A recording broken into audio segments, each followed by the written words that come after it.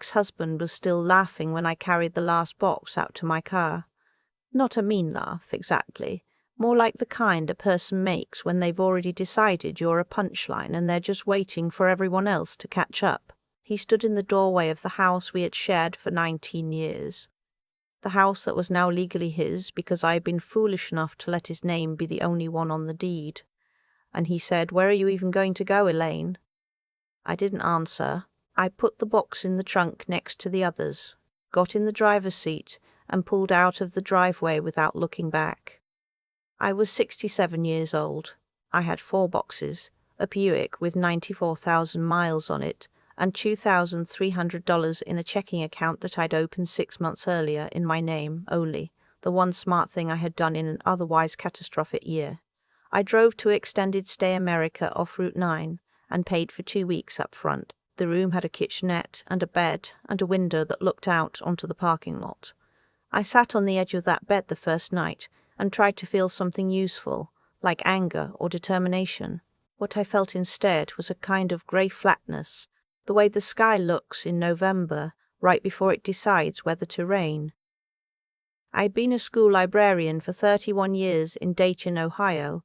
I was good at my job. I loved it, actually. The smell of the books, the particular quiet of a library full of children trying very hard to be still, the way a shy kid's face could change when you put exactly the right story in their hands. I had retired at 64, 2 years before my ex-husband decided he was in love with a woman he'd met at his cardiologist's office. She was 51. He was 70. I don't know what to say about that, except that people find ways to surprise you, and not always in the good way. Our divorce took 8 months. His name was on the house, on the investment accounts, on almost everything we had built over 2 decades. I had a pension from the school district, $1,840 a month, and a used car and whatever I could carry. My attorney told me I could fight harder, but fighting cost money I didn't have. And at 67, I didn't have the stomach for years of legal wrangling while he and his cardiologist's receptionist settled into my kitchen. So I took what was offered, signed what needed signing, and left. My daughter had offered to let me stay with her. She lives in Columbus with her husband and their 3 kids, and she meant it genuinely, but I had watched her face when she said it. The slight tightening around her eyes, the way she glanced toward the hallway where the kids were playing, and I knew what it would cost her. A 67-year-old mother sleeping in the craft room indefinitely, while her marriage was already under the strain that 3 children under 10 puts on a marriage. I told her I was fine. I told her I had a plan. I told her I had a plan. I told her the extended stay was temporary. She didn't believe me, but she let me have that. What I didn't tell her, what I didn't tell anyone, was that I had no plan. I lay awake in that parking lot room, and I ran the numbers over and over. And $40 a month in $820, $300 in savings, roughly $900 a month for the room, and the rest for food and gas, and the mounting sense that I had spent 40 years doing everything right, and had somehow still ended up here, 67 years old, staring at a popcorn ceiling, listening to the highway. I had been at the extended stay for almost 3 weeks when the call came. I almost didn't answer. The number was a Columbus area code, and I didn't recognize it, and I had been getting calls from creditors about a credit card my ex-husband had apparently opened in both our names without telling me. But something made me pick up. I don't know what. Instinct, maybe, or just the boredom of a Tuesday morning with nowhere to be. The man on the other end identified himself as an attorney. He said my name, my full name, the one on my birth certificate, not the one I'd used for most of my adult life, and asked if this was indeed me. I said it was. He said he was calling in connection with the estate of a man named Harold Breslin. He asked if I knew that name. I sat very still for a moment. I knew that name. Harold Breslin had been my first husband. We had been married for 3 years, back when I was 22 and he was 26, and both of us were young enough to believe that love was sufficient infrastructure for a life. It wasn't, as it turned out. We wanted different things. He wanted to move to Portland for a job opportunity. I wanted to stay close to my mother, who was sick, and the long distance that was supposed to be temporary became permanent in the way those things do. We divorced in 1981. It was quiet and sad and entirely without malice, which somehow made it harder. He sent me a Christmas card for a few years after. Then the card stopped, and decades passed, and I thought of him occasionally the way you think of someone you once cared for, with warmth and a kind of sealed-off tenderness, the way you'd feel about a house you used to live in that you'll never see again. I had heard, through a mutual friend sometime in the early 2000s, that he had passed away. A heart attack, I was told. He was in his 50s. I had felt genuine grief, the private kind you carry alone because the relationship is too old and too finished to explain to anyone in your current life. So when the attorney said Harold Breslin's name, I said, I was told he died years ago. There was a pause on the other end. Mrs. Marsh, the attorney said, using my married name, Harold Breslin passed away 11 weeks ago in Portland. He was 81 years old. I didn't say anything for a long time. The information you received previously was incorrect, the attorney said. Mr. Breslin did not pass away in the early 2000s. He relocated, changed his contact information significantly, and lived quietly in the Pacific Northwest for the remainder of his life. He never remarried. I was sitting on the edge of the motel bed again, the same way I had sat on my first night. The parking lot outside looked exactly the same. Everything looked exactly the same, and nothing was. Why are you calling me? I asked. Because, the attorney said, Mr. Breslin's will names you as a primary beneficiary. The estate is substantial. However, there is a condition attached. The condition was this: because Harold and I had divorced before his estate was built. He had been a civil engineer who, in the late 1980s, had quietly become a partner in a firm that designed water infrastructure for municipalities across the Pacific Northwest, work that turned out to be extraordinarily valuable. And because there were other parties who might contest the bequest, I would need to appear in person at the probate court in Portland within 45 days. I would need to bring original documentation of our marriage, the certificate if I had it, photographs, any correspondence. I would need to submit to a brief interview to establish identity and verify the validity of our relationship. And I would need to come alone, without involving the media or making public statements, or the condition was void. I asked the attorney how large the estate was. He told me. I wrote the number on the notepad by the motel phone, the cheap scratch pad with the hotel logo, and I stared at it for a long time after I hung up. Then I folded the paper and put it in my coat pocket and sat there for a while longer, not moving. $31 million. I want to be honest about what I felt, because I think people expect a moment like that to feel like joy, like a door flying open.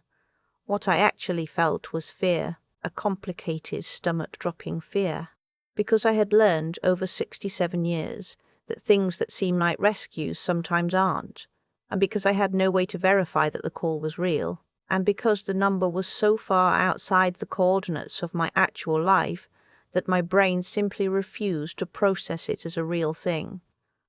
I called my daughter that evening. I didn't tell her about the attorney. I asked her casually if she had the box of old photographs I'd stored at her house years ago, the ones from my 20s, the ones from before I married her father. She said she thought so. She said she'd look. She found them. I drove to Columbus the next morning. I hadn't looked at those photographs in probably 15 years. There I was at 22, laughing at something outside the frame, Harold next to me with his hand on my shoulder. There was our wedding, small, just family, in my mother's backyard in June of 1979. I found the marriage certificate in a manila envelope at the bottom of the box, folded in thirds, still legible. I sat at my daughter's kitchen table and looked at my own face from 45 years ago and felt something I can only describe as vertigo. Not unpleasant, exactly. but disorienting in the way that happens when something from your past reaches forward and touches the present and the distance between them collapses. I flew to Portland on a Thursday. I had never been. I checked into a modest hotel downtown and spent the evening going through my documents, organizing everything the attorney had requested. I did not call anyone. I did not tell my daughter where I was going. I had told her I needed a few days to sort some things out, and she had looked at me with that particular expression she gets, half concern, half patience, and said, "Okay, Mum." The attorney's office was on the 15th floor of a building in the Pearl District.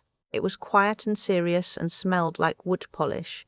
The attorney, whose name was Mr. Callahan, was a trim man in his 60s who spoke carefully and looked at me with the specific combination of professional warmth and careful neutrality that I imagine they teach in law school. He walked me through the estate documents. He explained the probate process. He told me that Harold had structured the bequest deliberately, that he had updated the will twice in the past decade, and that each update had affirmed my name as primary beneficiary. I asked him why. Why me, after 40 years? Why not a charity, a friend, a colleague? Mr. Callahan paused. He opened a drawer and removed a sealed envelope and set it on the desk between us. Harold had left a letter. I didn't read it in the office. I took it back to the hotel and sat by the window that looked out over the city and opened it there. His handwriting had changed. The loops smaller, more careful. The hand of an old man. But it was still recognizable. I had forgotten that I knew his handwriting.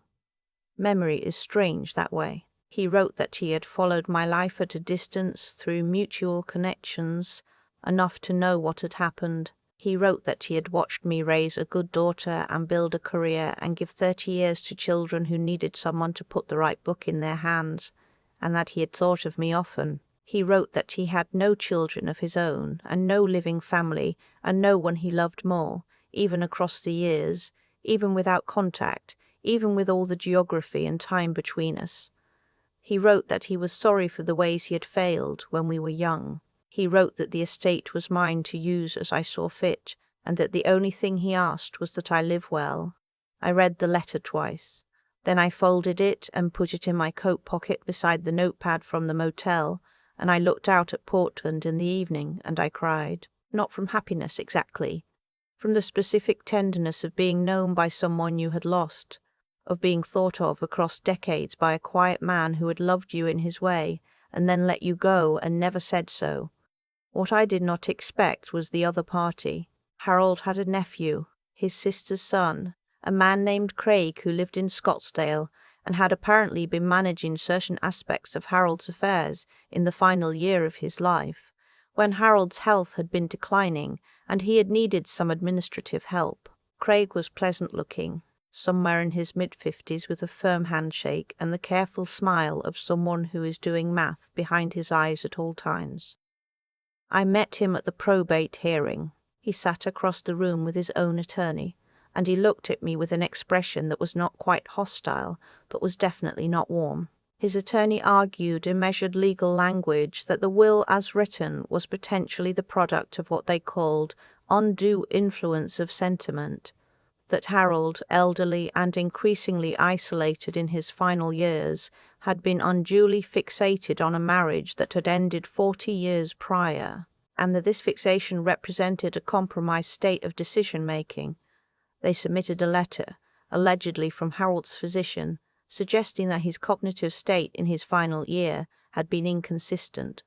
Mr. Callahan was ready for this. He had, it turned out, anticipated exactly this kind of challenge. He submitted Harold's medical records, including a formal cognitive assessment conducted 14 months before Harold's death, which found him entirely competent. He submitted documentation showing that the will had been prepared by Harold himself with Mr. Callahan's firm, and that Harold had been coherent, specific, and deliberate in every instruction. He submitted records showing that Craig had visited Harold exactly 3 times in the 5 years prior to his death, and had called approximately 11 times. And then Mr. Callahan submitted something that Craig's attorney had clearly not expected. Harold had anticipated the challenge. In the same drawer where Mr. Callahan had found my letter, there had been a second sealed envelope, opened only after Craig's challenge was formally filed. Inside was a 3-page addendum to the will, notarized, written in Harold's own hand, explaining in precise and lucid detail exactly why he was leaving his estate to me and not to Craig, whom he described, with the gentle but unflinching clarity of a man who has nothing left to lose by honesty, as someone who had shown interest in his finances, but not in his life. Craig's attorney asked for a continuance. The judge denied it. The hearing lasted 4 hours. I sat quietly through most of it, speaking when asked, providing documents when requested, answering the judge's questions in plain language. At one point, Craig looked across at me with an expression I recognized, the look of someone recalibrating, deciding whether to escalate or retreat. I looked back at him steadily and said nothing. The judge ruled in my favor. I stood outside the courthouse afterward in the Portland afternoon. It was overcast, the specific pewter gray of the Pacific Northwest, and I called my daughter. I told her everything. I heard her go silent.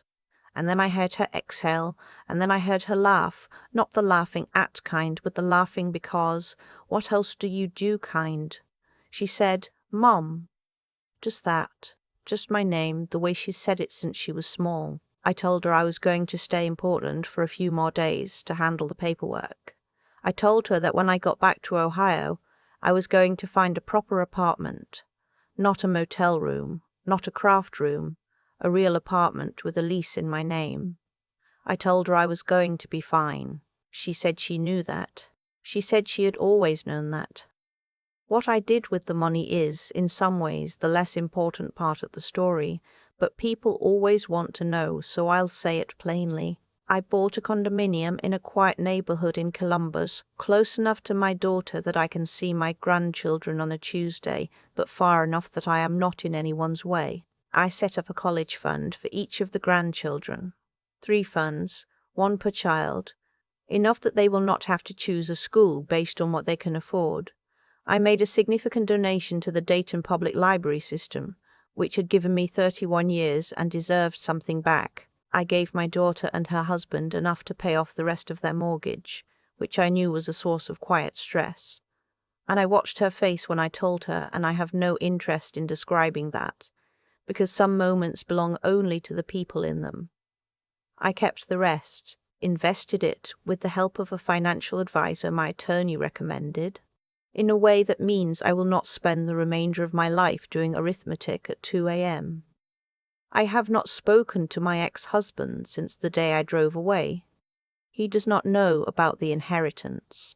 I considered briefly the idea of telling him, not as a taunt, just as a fact, and then I decided against it. There is nothing I need from his reaction. I don't need him to feel foolish. I don't need him to revise his estimate of my worth. I know what I am worth, and I knew it before Portland, and I would have known it even if none of this had happened, even in the parking lot room, even in the grey November flatness. That part is important. I want to say that clearly. The money changed my circumstances. It did not change what I knew to be true about myself. Those are 2 separate things, and confusing them is how people end up building their sense of self on foundations that other people can take away. What I think about now sometimes is Harold. Young Harold, 26 years old, in my mother's backyard in June, squinting a little in the sun. I think about the version of ourselves that existed before all the choices, before the diverging roads. I think about how strange it is that the person who loved you most quietly, who never said so, who lived an entire life in the Pacific Northwest, thinking of you from a distance, can turn out to be the one who saves you. Not saves, exactly. I want to be careful with that word. I was going to be fine either way. I had my pension and my daughter and my own stubborn insistence on getting through things. What Harold gave me was not rescue, it was grace, the unearned, specific kind, from someone who knew you before you became who you are and loved that person anyway. I am 68 now. I have a condo with a balcony where I drink my coffee in the mornings and watch the neighborhood come awake. I volunteer twice a week at my grandchildren's school library. Last month, one of the third graders, a quiet boy who reminded me of the kids I used to watch transform, checked out the same book 4 times in a row. I didn't say anything. I just kept renewing it for him. Some things you understand without needing them explained. I still have the letter in my coat pocket. Not literally. I have it in a small wooden box on my dresser with the marriage certificate and a photograph from that June afternoon and the folded notepad paper with the number I wrote down in the motel room. I take it out sometimes and read it, not looking for anything new, just to remember that someone knew me across a long distance and a long silence and still thought I deserved something good. That is enough. That has always been enough. I just didn't always know it.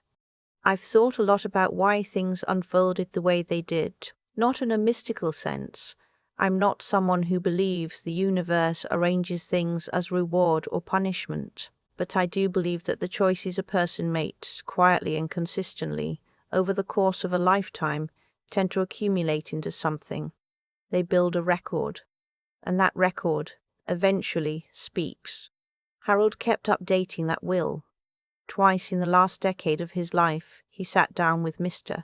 Callahan and affirmed what he wanted. That was an accident.